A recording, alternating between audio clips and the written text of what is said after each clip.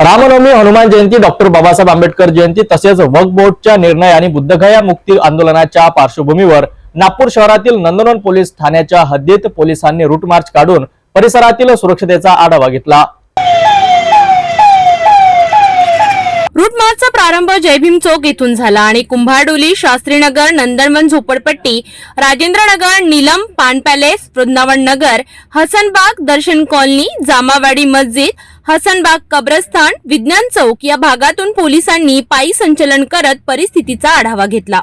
Route march मध्ये वरिष्ठ police निरीक्षक, सहाय्यक पोलीस आयुक्त, 20 कर्मचारी, 15 पुरुष, 5 महिला पोलीस कर्मचारी तसेच पीटर mobile, CR mobile, patrol mobile, 2 beat marshal आणि एसआरपीएफच्या 21 जवानांचा समावेश होता।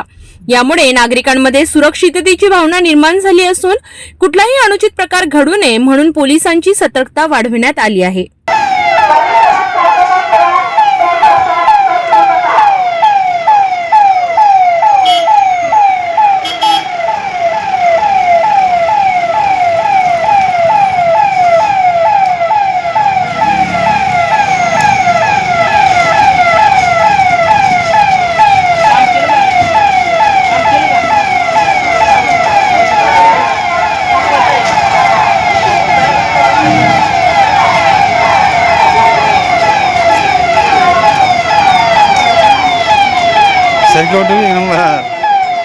नागरिकांनी अफवांवर विश्वास ठेवू नये आणि शांतता राखावी असे आवाहन नंदनवन पोलीस ठाण्याचे वरिष्ठ पोलीस निरीक्षक विनायक कुळ यांनी केले आहेत।